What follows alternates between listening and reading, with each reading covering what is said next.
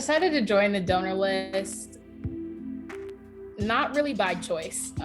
It was kind of through the Get in the Game program, and I had some friends that were just like, hey, come register for this. And our volleyball coach was like, hey, go register with the football team, go support your friends, go support your football team.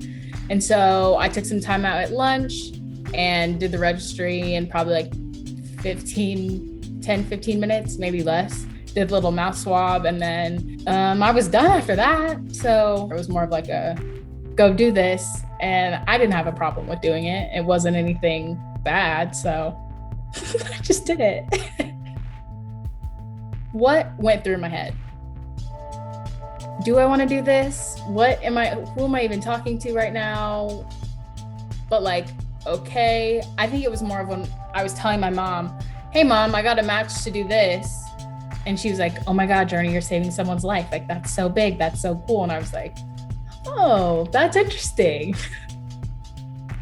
The first person I called was my mom about donating. Because I didn't really know what to do. I was grown and she was going to let me make whatever decision I wanted to make. But talking to your mom is always important in making big decisions. I talked to my dad about it. Like, we had open family conversations. And then I had to talk to my coaches about it just because I knew that there was a chance that this could take me out of like a couple of games of the season. The process from beginning to end was just like a lot of informational phone calls where the Be the Match rep was calling me, telling me everything I needed to know, how the whole process would go, scheduling physicals, getting blood drawn.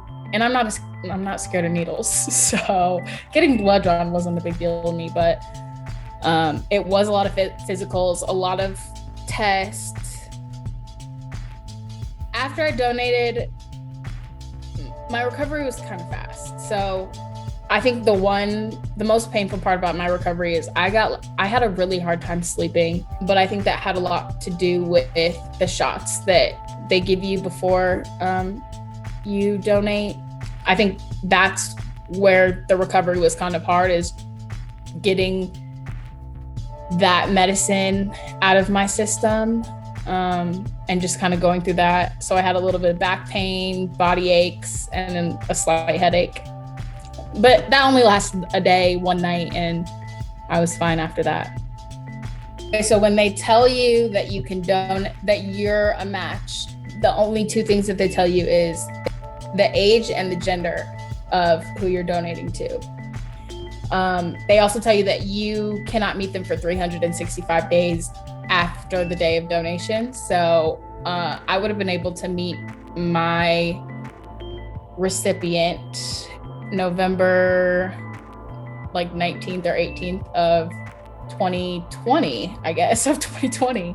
And you think literally every day about them, from the moment you find out you're a match till you can find out anything else about them. You constantly are thinking about them.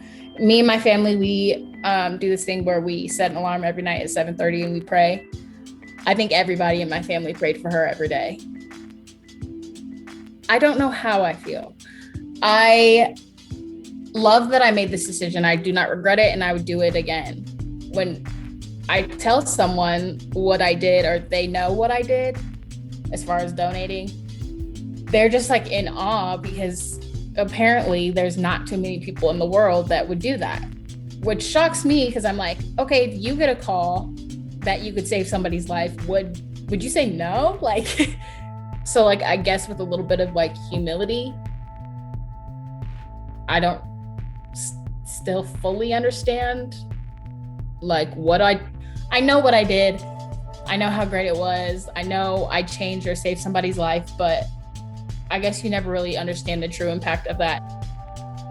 Anybody that's considering joining the registry should do it, because you are giving somebody else the opportunity to live, and you're giving them a greater chance to find the match that they need to have more hope. You're not only giving hope to them, you're also giving hope to their families. And one more person on the registry is just a greater chance of saving somebody's life. Our race matters. Be the cure.